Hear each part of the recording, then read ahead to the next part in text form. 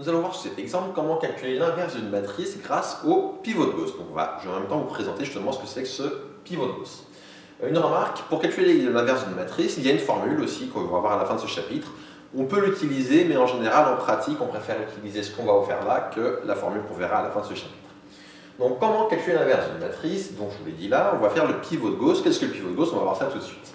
Donc d'abord, on va voir comment on pose les choses pour pouvoir faire les calculs. Donc on va d'abord écrire la matrice qui est ici, la matrice A, dont je veux calculer l'inverse. Je la suppose inversible, pareil, on verra plus loin dans le chapitre comment voir si une matrice est inversible ou pas. Pour le moment, je la suppose inversible. Dire ça, ça veut dire que toutes les matrices ne le sont pas, inversibles pour le coup.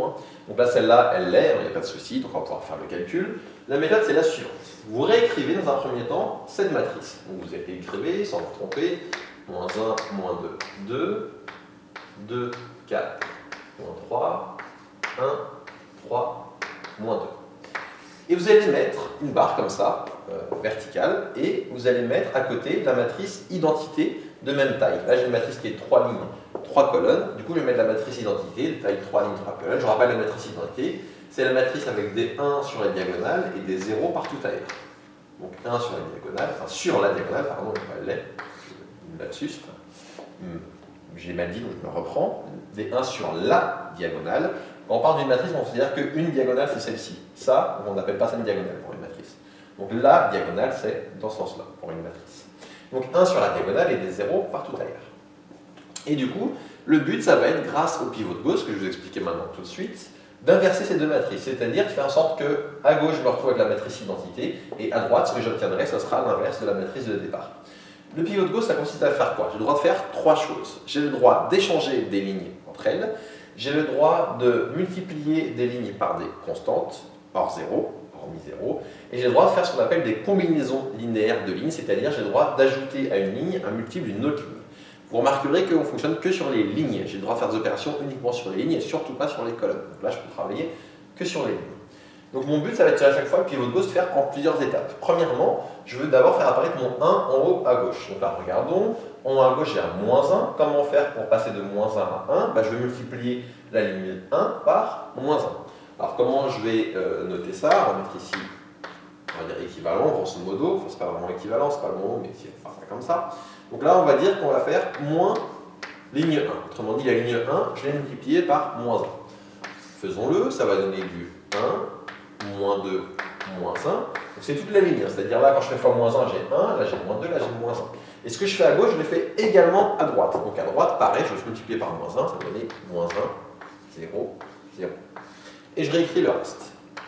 Moins 2, 4, 3, 0, 1, 0, et 2, moins 3, moins 2, 0, 0.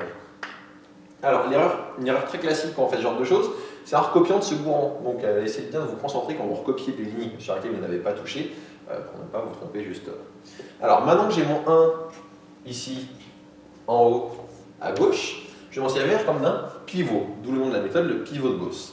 Grâce à ce 1, je vais facilement faire apparaître des 0 partout en dessous. Mon but, c'est d'avoir cette matrice à la fin, donc j'ai les 1 là, maintenant il faut que je mette les 0 en dessous. Comment je fais pour mettre les 0 en dessous? Grâce au 1 qui est là, regardons, je vais faire des multiples de la ligne 1, de celle où j'ai mon 1 justement. Donc pour passer de moins 2 à 0, il faut que j'ajoute 2 fois 1, il faut que j'ajoute 2 fois la ligne 1. Donc là, ce que je vais faire ligne 2 plus 2 fois ligne 1.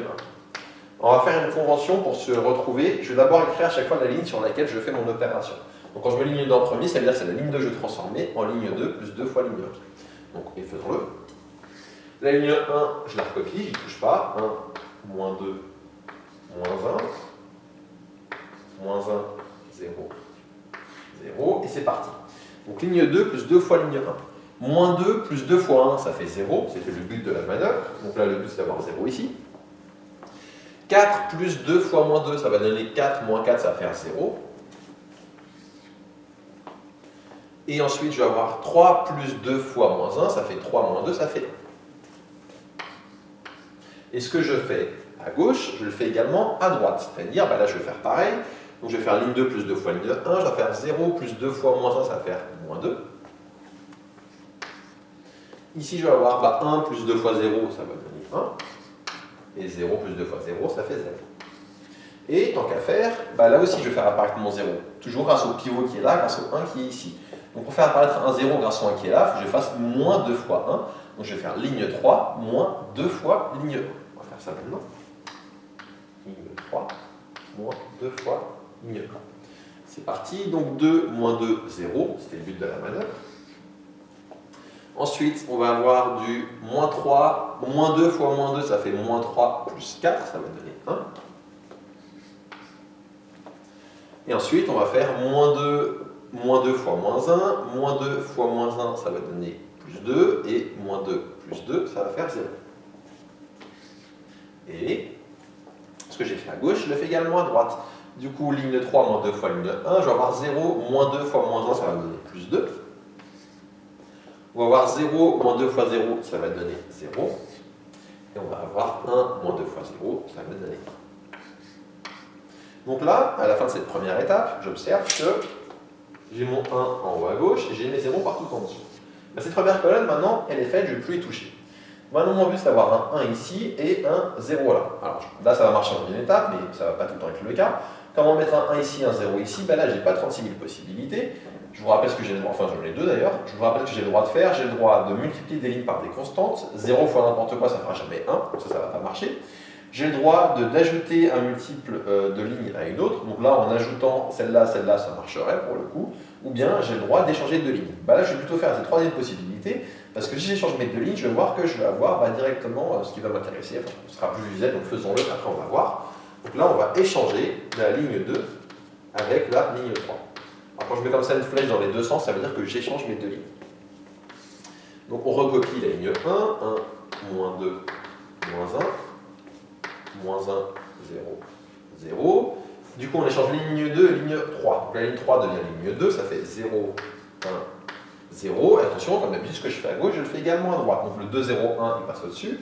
Ça va donner 2, 0, 1. Et regardons, maintenant la ligne 2 devient la ligne 3, ça fait 0, 0, 1. Et cette ligne devient ici, donc ça fait moins 2, 1, 0. Une fois qu'on est là, observons, donc pour avoir la matrice identité, je vous rappelle, nous on veut avoir à gauche la matrice qu'on avait là au départ. J'ai mon 1 ici, mes 0 en dessous. Ça, c'est bon. J'ai un autre 1 ici, des 0 en dessous. Ça, c'est bon.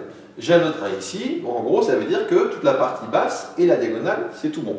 Maintenant, il faut que je fasse la partie au-dessus. Et on va tout le temps faire comme ça dans cet ordre. Donc on a fait le 1 là, on l'a fait en dessous. Le 1 là, on l'a fait en dessous, c'était direct. Le 1 là, après c'était réglé. Maintenant, on va faire le dessus. Comment on va faire le dessus? On va réutiliser les mêmes pivots. C'est-à-dire que les 1 qui sont là, je vais m'en servir comme pivot pour faire apparaître des 0 au-dessus là et là, et des 0 au-dessus à cet endroit-là. Alors commençons par faire par exemple les 0 au-dessus de cette colonne. Là je suis bon, là il me reste à faire celle-ci, donc on va l'écrire, je vais mettre ici. Donc, pour faire apparaître un 0 là, là j'ai moins 1, là j'ai 1. Si j'additionne du coup ces deux lignes, je vais avoir un 0 qui va apparaître. Du coup je vais faire ligne 1 plus ligne 3. Donc, faisons-le. Ligne 1 plus ligne 3. Ça va donner, donc la ligne 1 plus la ligne 3, je vais avoir 1 plus 0, ça fait 1, ça ne bouge pas. Je vais avoir moins 2 plus 0, ça fait moins 2, ça ne bouge pas. Je vais avoir moins 1 plus 1, ça fait 0, c'est ce que je souhaitais. Et comme d'habitude, ce que je fais à gauche, je le fais aussi à droite. Donc moins 1, moins 2, ça va me donner moins 3. 0 plus 1, ça va me donner 1. 0 plus 0, ça va me donner 0. Donc là, j'ai fait la ligne 3 plus la ligne 1, enfin la ligne 1 plus la ligne 3 pour mettre le 0 ici. Ici, j'ai un 0, du coup, j'y touche pas, et on va y aller comme ça, 0, 1, 0, on réécrit le reste. 2, 0, 1, et 0, 0, 1, moins 2, 1, 0. Il ne reste plus qu'une chose à faire, le moins 2 qui est là, il faut le transformer en 0. Comment je vais faire? Je vais utiliser le 1 qui est dans la même colonne, je vais utiliser ce 1 comme pivot, donc celui-ci. Comment je fais à partir de ce 1 pour supprimer ce moins 2? Je vais faire cette ligne plus 2 fois celle-ci. Je vais donc faire ligne 1 plus 2 fois ligne 2. Faisons-le. Ligne 1 plus 2 fois ligne 2. Ça va donner, du coup, 1 plus 0, ça fait 0. Ça fait 1, pardon. Moins 2 plus 2 fois 1, donc moins 2 plus 2, ça va faire 0, c'était le but. 0 plus 0, ça fait 0. Et ce que j'ai fait à gauche, je le fais également à droite. Donc maintenant, L1 plus 2 fois ligne 2. Moins 3 plus 2 fois 2, ça va donner moins 3 plus 4, ça va donner 1. 1 plus 2 fois 0, ça va donner 1. 0 plus 2 fois 1, ça va donner 2. Et je réécris le reste. Donc, je vais écrire le reste, ça va être 0, 1, 0, 2, 0, 1. Et là, je vais avoir 0, 0, 1, moins 2, 1, 0. Une fois qu'on est là, on observe que à gauche, j'ai ma matrice identité. J'ai ce que je voulais. Quand j'obtiens ma matrice identité à gauche grâce au pivot de Gauss, ce qui se passe, c'est que à droite, j'ai l'inverse de ma matrice de départ. Et donc j'ai terminé, il ne me reste plus qu'à conclure. Donc, alors je vais les mettre là-bas parce que là, je n'aurai pas la place, je vais mettre ici. Donc, A-1, A-1 égale, A-1, ça veut dire l'inverse de la matrice A, ça vaut 1, 1, 2, ensuite 2, 0, 1, et enfin, moins 2, 1, 0. Et ça termine ici ce calcul d'inverse de matrice, et c'est un premier exemple de voir comment on manipule le pivot de Gauss. On va en voir d'autres par la suite.